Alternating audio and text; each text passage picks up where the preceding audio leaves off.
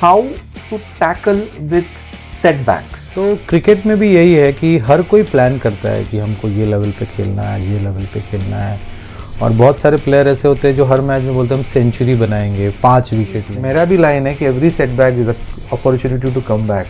Realistic goal set करना चाहिए कि हम कौन सी चीज़ पा सकते हैं, कौन सी चीज़ उस समय नहीं पा सकते। कोई भी डाउट है,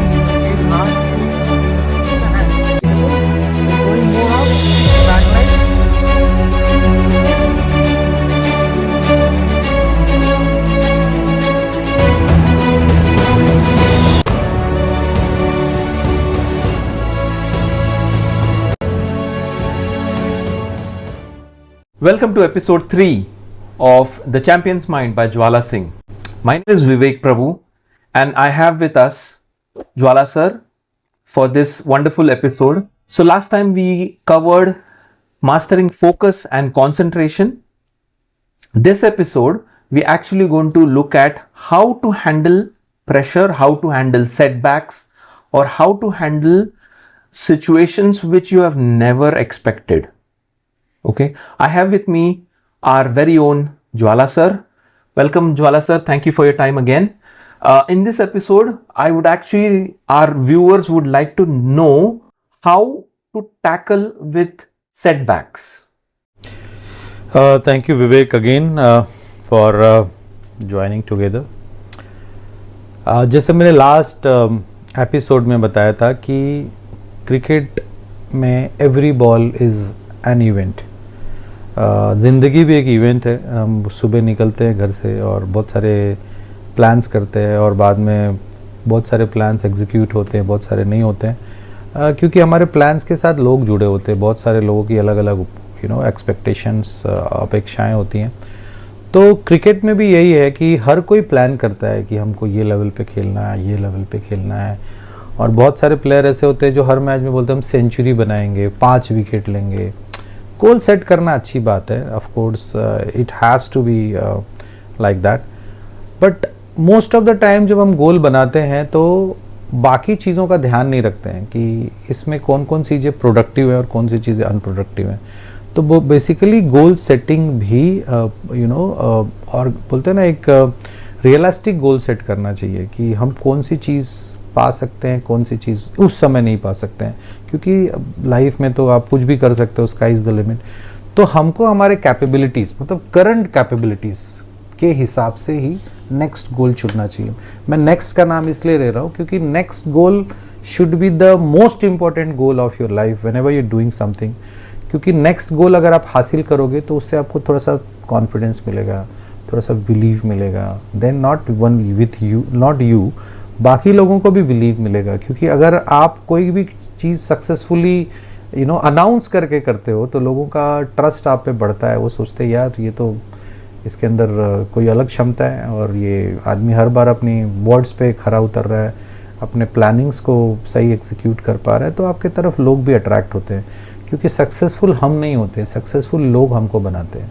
तो बेसिकली सेटबैक्स तभी आते हैं जब आप रियलिस्टिक गोल सेट नहीं करते हो या फिर ओवर एम्बिशियस चीज़ें करते हो।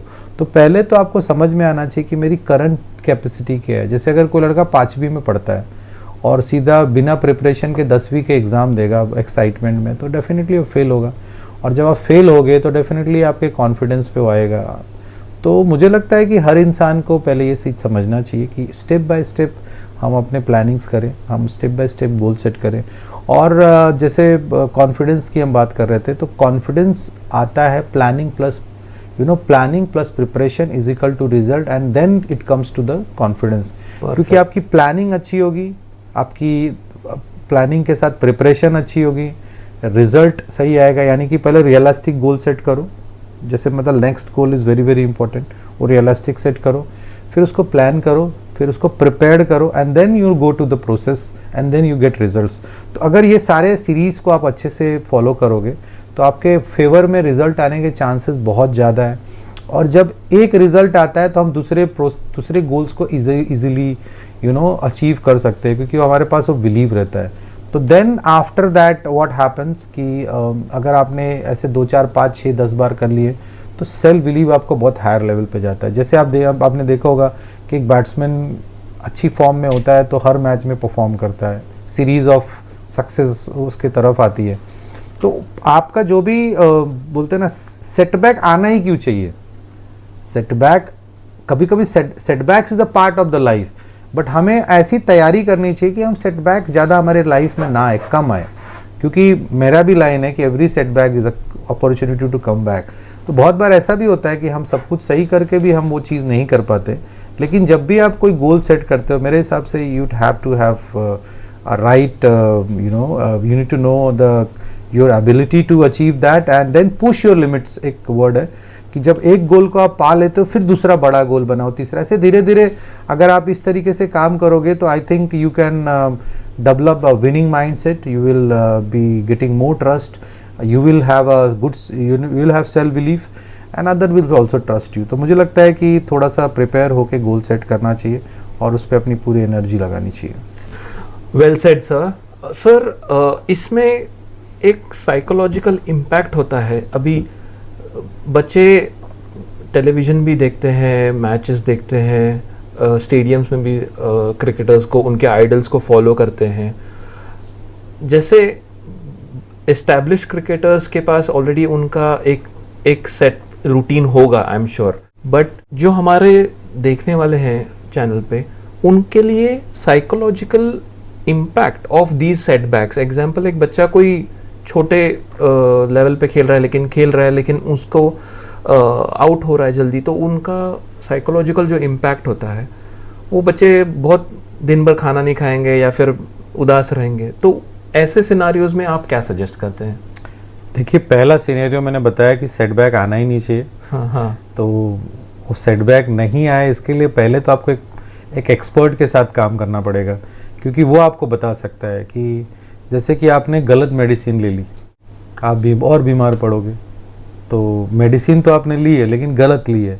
तो उसी तरीके से अगर आप किसी अच्छे मेंटर या कोच के साथ काम कर रहे हो तो शायद वो आपको राइट गाइड करेगा, सेटबैक्स कम आएंगे, क्योंकि सेटबैक्स तो आने हैं, लेकिन अगर आप राइट मेथड से करोगे तो हो सकता है कम आए, क्योंकि क्रिकेट में जैसे मैंने बताया failure is the part of the journey. But अगर सेटबैक्स आते हैं, क्योंकि सेटबैक्स आएंगे, हम गलतियाँ करेंगे और उससे सीखेंगे। अगर आप जितने भी बड़े बड़े लोगों को देखोगे वो लोग एक्सपेरिमेंट्स करते हैं। तो जब हम कोई चीज़ एक्सपेरिमेंटल तरीके से करते हैं, ट्रायल और एरर करते हैं, तो उसमें एरर भी होते हैं। तो एरर आने के बाद आपको सेटबैक्स भी आएगा। तो आपको मेंटली रेडी रहना है कि आप इस फील्ड में जा रहे हो तो आपको फेल होना ही है। अगर आप फेल होते हो तो एक लाइन भी है कि failure is first attempt to learn, तो बहुत सारे चीज़ें हमको करने के बाद पता चलती है। बहुत सारी चीज़ें एक सेट पैटर्न से होती है, लोगों ने किया होता है, एक्सपीरियंस होता है, तो वो कम फेल होते हैं, कम सेटबैक्स आते हैं। बट जब भी हम कोई चीज़ नया करने जाएंगे तो वहाँ पे फेलियर आएगा। तो फेलियर को पहले तो आप होता है तो उसको एक्सेप्ट करो, and then you need to find out the way कि इसमें क्या क्या चीज़ें हमने प्लान किया है, एग्जीक्यूट क्यों नहीं हुआ, और फिर उसमें और कौन सी चीज़ हम बेहतर कर सकते हैं। तो इंसान को, हर प्लेयर को, हर पर्सन को अपने आप को अपग्रेड करने की एक बोलते हैं ना, एक आदत होनी चाहिए कि अगर आप फेल भी हो गए, कोई चीज़ नहीं भी सही हो रही है, तो you need to learn how to deal with it and then you need to take it at a positive note कि अगर ये चीज़ नहीं हुई इसका मतलब ये नहीं कि एंड ऑफ द रोड है, एंड ऑफ द जर्नी है। इसके बाद ये है कि आप शायद इसमें और बेटर करने की ज़रूरत है। अगर आप देखोगे तो अमिताभ बच्चन जैसा आदमी, जब वो शुरू में हमने कहानियाँ पढ़ी है कि he wanted to become a radio jockey, और उनको कहा गया कि आपकी आवाज़ अच्छी नहीं है और आप रेडियो में काम नहीं कर सकते हो, और आज देखो अमिताभ बच्चन की आवाज़ की कीमत है। तो कभी कभी हम फेल होते हैं तभी हमको पता चलता है हमको क्या करना है। और मैं हमेशा एक चीज़ बोलता हूँ कि अपने वीकनेस को स्ट्रेंथ बनाने की आदत डालो। अगर आपने वीकनेस को स्ट्रेंथ बना लिया तो डेफिनेटली आपको कोई रोक नहीं सकता है। तो जब आप फेल होते हो तो you need to work more harder, you need to be more positive, more productive. और फिर अगर आप उससे निकलते हो, जैसे फेल होना एक परीक्षा भी होती है। मैं बोलता हूँ कि जिसको चीज़ें मुश्किल से मिल रही हैं ना, और उसके बाद भी वो मेहनत कर रहा है तो और उसमें लगा हुआ है, तो डेफिनेटली उसकी जो जर्नी होगी वो बहुत ज़्यादा अच्छी होगी। Very very well said.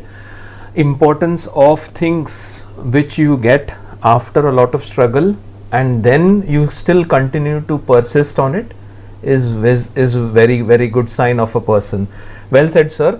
Sir, एक सेटबैक सिनारियो में किसी यंगस्टर या फिर एस्पायरिंग क्रिकेटर को मोटिवेशन के लिए कुछ प्रैक्टिस या टेक्निक्स या आप कुछ सजेस्ट करेंगे मोटिवेशन के लिए कुछ करें अपार्ट फ्रॉम द सेट जो आपने बताया था set goals and all, but I recommend कि आप कुछ सजेस्ट करें कि जो बच्चे फेलियर्स होते हैं तो उनका मोटिवेशन या फिर पॉजिटिव माइंडसेट बिल्ड करने के लिए उनको कुछ आप गाइड करेंगे?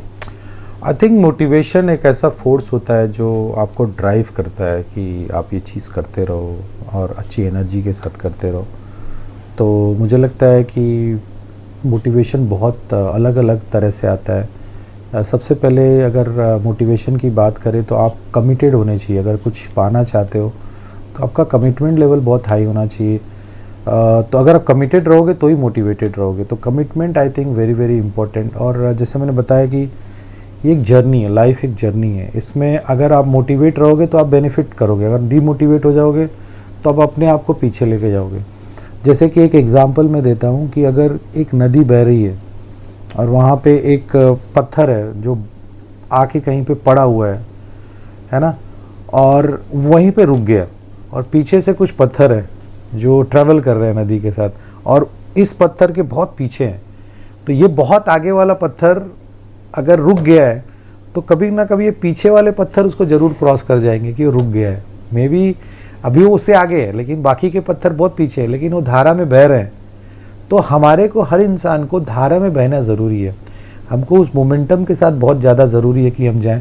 जिस दिन आपने वो मोमेंटम ब्रेक कर दिया, एनी ऑफ द रीज़न, आप कितना भी आगे हो आप पीछे होने वाले हो। तो मुझे लगता है कि लाइफ, जैसे मैं बताया कि इवेंट है, हमको हर दिन पॉजिटिव इंटेंट के साथ अपने ड्रीम्स को फॉलो करने की कोशिश करनी चाहिए और खाली नहीं बैठना चाहिए।